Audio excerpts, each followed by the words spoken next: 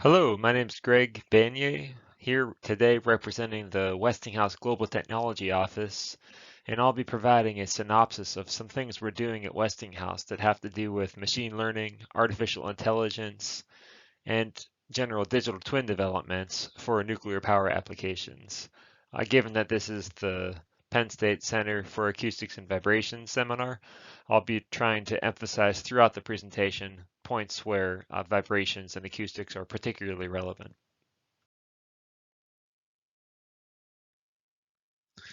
As far as what I'll cover in the next few minutes, I'll first provide a little bit of history and introduce some of the things that Westinghouse has done over the years by way of innovation. And next, I'll kind of segregate the elements of my presentation into the following three categories. One is to look at how we've sought to use these technologies to reduce physical testing and maintenance. Second, we'll look at how we can automate our analysis of inspection and monitoring data using some advanced analytics and simulation tools. Third, we'll look at some processes that we're generally seeking to optimize using these technologies. Just some brief comments on our history of innovating at Westinghouse. It's noteworthy that within our industry, the commercial nuclear industry, we were among the first to employ commercial finite element analyses in terms of simulating the phenomena of interest in our power plants. In addition to that, we can consider pressurized thermal shock to be an advancement to which we made some noteworthy contributions. Right now, we're in the process of developing accident-tolerant fuel. Of relevance to the community of the Penn State CAV is the comprehensive vibration assessment program that we completed for the AP1000 plant a couple of years ago. And also corresponding to the same AP1000 plant is the passive safety technology. So that said, we have a good history of innovating things in our industry, and right now we're emphasizing a lot in the area of using advanced analytics and simulation to progress the general state of practice in our industry in this area.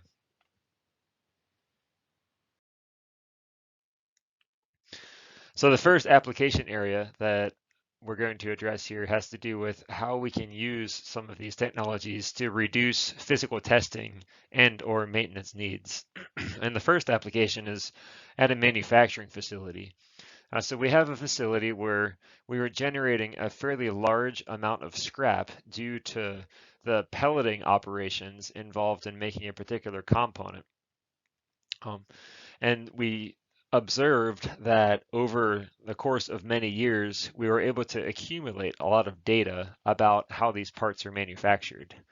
So provided that we had this data logged, but we're not necessarily making the most use out of it that we possibly could, we used machine learning to build a model with which we could predict the performance. We could predict the process parameters that we needed to examine in order to make higher quality pellets for this application. So this constituted an opportunity for us to demonstrate the potential value offered by machine learning. And we used the machine learning model to supplement and ultimately take care of operations that were otherwise requiring significant subject matter expertise. And this tool has now been deployed at our manufacturing facility, and it's now, I'd say, generically accessible for lots of different sorts of machine learning applications at the company, having to do largely with manufacturing applications. So one thing to note here from the standpoint of acoustics and vibration is that although in this particular context, we did not directly employ acoustic signals, if we look at manufacturing and advanced manufacturing, particularly with additive, there is precedent for using acoustics such as microphones to assist in monitoring the process of additive manufacturing. And so this tool that we've developed here that's now being made to suit more traditional manufacturing operations could be logically extended to suit additive manufacturing, where we'd be monitoring dynamic data. Also, with respect to the notion of reducing physical testing and maintenance needs, a few years ago, we developed what we call a Baffle former bolt degradation predictive model. So the Baffle former bolts are um, a number of bolts. There's approximately 1,000 bolts in a given reactor that hold together these plates that surround the core region. And these bolts over time are subject to irradiation assisted stress corrosion cracking, which serves to initiate cracks that then propagate and cause these bolts to fracture. So here is shown a fracture surface. Um, so what we did is we looked at a combination of the available data that we had from industry operating experience, some laboratory data, as well as some mechanics-based modeling, such as stress analysis due to pressure and temperature, as well as vibration. And we looked at how do these stresses in these bolts redistribute as a function of time, given what we understand about the reliability characteristic from the laboratory testing. And so with the predictive methodology that we developed, this plot here shows an example curve of the sort of thing we could do, where we can say as this plant goes from year to year to year, here being plotted to what, 30, 40 effective full power years, we can show the proportion of failed bolts versus time. And you can see that we can calibrate our model to operating experience. So we have some data points here from 4 different plants, and we can show how the different plants data falls within the range between the 25th and 75th fractile of our probabilistic methodology. IASCC, although it's largely driven by steady stresses, it can be exacerbated by dynamic stresses, such as that due to flow-induced vibration, turbulence, and acoustics, and so on. Moving on to our second application area, but staying within a similar domain of the power plant, we can look at how we can use some of these analytics and simulation methods to assist in automated analysis of inspection or monitoring data. So this is an ongoing project in which we're using what we call neutron noise monitoring to understand what's happening dynamically within the reactor structures.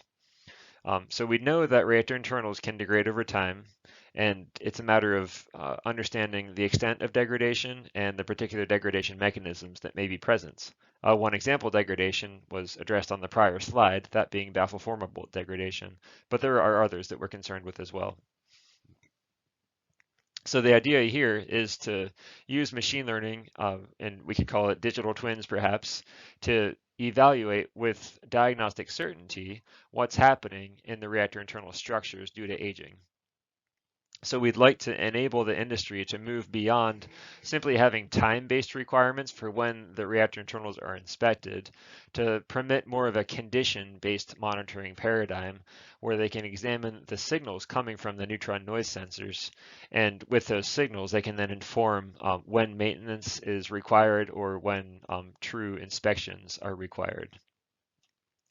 An interesting note here is that these neutron noise sensors, they serve somewhat as a proxy for an accelerometer in the sense that the reason that the neutron fluence is being measured is really for core power purposes, but it turns out that if we look at the dynamic or the oscillatory portion of that signal, then that serves as a way of seeing effectively what's happening as far as the dynamics. So the dynamics are largely governed in this situation by turbulent and acoustic excitation. Just a point of note here is that we are seeking to extend this work in a somewhat visionary direction by way of some research funding that's now being provided to us by way of the Department of Energy, and that's being led by Wilkins Aquino at Duke University, and we're doing that in conjunction with Tim Walsh and some others at Sandia National Lab. As far as another application where we're looking at automated analysis of inspection and monitoring data, this is kind of moving away from the reactor vessel location of the plant to look more at the civil structures, look at the concrete cracking. So concrete is everywhere in our power plants. There's very high volumes of concrete throughout the plants.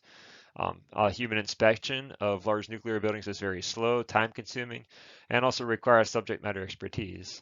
And so what we're trying to do here is to use drone slash robotic technology to go throughout the various locations of the plant that have concrete and to capture images and to then use machine learning on those images to develop a greater understanding of where these cracks could exist. So we're using images from drone surveillance and machine vision to locate potential cracks. As far as the relevance here to acoustics and vibration, we understand that even though right now we're looking primarily at image-based data, that concrete degradation can also often manifest itself in the form of acoustic emissions. And so that constitutes yet another interesting opportunity. Also, with respect to automated analysis of data, and this is a somewhat unique situation in that it's developed by our subsidiary at Fauske, and that's where my coworker and co-author of this presentation, Brian Gulcher, works. And it's showing that digital twins can help one manage the progression of a severe accident in real time. So as nuclear power plant designers, we're responsible to design these plants to withstand not only normal operating conditions, but also analyze them in the incident that a severe accident could occur. And so using conventional means, it's difficult to initialize the state of a digital twin corresponding to a plant in the midst of a severe accident. And so our colleagues at Fauske have used deep recurrent neural networks to develop a methodology by which they can simulate the progression of an ongoing accident. So that allows us to initialize the digital twin in the midst of a severe accident and perform faster than real-time evaluation to impact the various accident management strategies. The value here is that it helps to reduce cost associated with an accident by improving the outcome due to increased knowledge of an accident state. Our third area to address today is generally for process optimization. And in this situation, we're developing, I guess, a product, service slash methodology that we're calling component condition monitoring. The mission here is really somewhat general in the sense that we want to improve plant economics by reducing operations and maintenance costs. We do so to some extent by I'd say a threefold methodology. First, anomaly detection. Second, diagnostics. And third, prognostics. So we want to assess if something might be going awry based on the data that we're recording. And then if we do make that assessment, we then want to diagnose what's happening. And if we can diagnose what's happening credibly, we could then prognosticate or predict the future behavior of these components. We're doing this in conjunction with some software partners using what we call advanced pattern recognition software, which is I'd say it's a regression-based machine learning framework. So one area that we can use this condition monitoring platform for is in a factory that we have within Westinghouse at our location in Sweden, where we have a fan, and this fan is running throughout the life of the factory's operations, and we want to basically minimize the downtime that happens at the manufacturing facility that's attributed to this fan. And so we can take the available data from the fan and we can feed that data into a computational framework and exercise that computational framework through computational experiments to develop surrogate models or reduced order models of the relevant physics. And so on our condition monitoring platform, we can then draw in not only the as recorded data, but we could think of it as being virtual sensor data that's being provided to us by way of the physics-based reduced order models to get us a more accurate portrait of what may be happening on this fan component and subsequently help to minimize downtime. So this slide here is just providing another view of the Sweden fan application, but looking at it from the standpoint of how some of the relevant physics are coupled. So without getting into all of the details on this flow chart, suffice to say that we have computational fluid dynamics happening to look at the inlet velocity and how the velocity can then help to translate the forces and torques and things on the fan. Kind of in parallel to that, we're also recording temperature on the fan, and that temperature then feeds into a heat transfer based reduced order model. And then with having that understanding of the fluid dynamics and the heat transfer, we can then look at the lubricant temperature, look at the forces, and correspondingly estimate what the forces are on the bearings and estimate the remaining useful life and so on. And this is proven helpful to our colleagues over in Sweden in their factory operations. So as far as what's ahead, we're looking to extend our digital twinning work in the direction of our advanced reactors. So we're developing a microreactor that's called eVinci, as well as a lead-cooled fast reactor. We're looking at extending our digital twin methods to go beyond really just looking at discrete local places within the plant, but to model really the entire reactor system. And we're also looking at more advanced manufacturing applications, such as the manufacturing involved in making nuclear fuel and additive manufacturing. We do have some work happening in the area of probabilistic fraction mechanics. So that is, we're taking the discipline of fraction mechanics, which at least within our industry has traditionally been done in a deterministic manner, and we're making it more probabilistic and therefore conducive to looking at and linking with digital twins. We're also looking even from an environmental standpoint. There's interest within our industry to look at substrate contamination and to trace what's happening, what's going on with potential contamination locations, and to use machine learning in that context as well to provide useful insight with which we can make things cleaner. So in conclusion, we do want to work together with, I guess, any who are interested in discussing this further. We want to, in a sense, continue what has been our history of working on innovative technology, and we welcome any dialogue regarding mutual research or development activities. So in closing, here's our contact information. I'm Greg Banier talking here. I lead our modeling and simulation technology hub. Brian Goldschert, my colleague who works at our Fauske location in Chicago, is our digital twin project lead. And my coworker Clarence Worrell is the technical lead for our data analytics hub. So thanks for your time today, and we look forward to potential future discussions. All right, bye.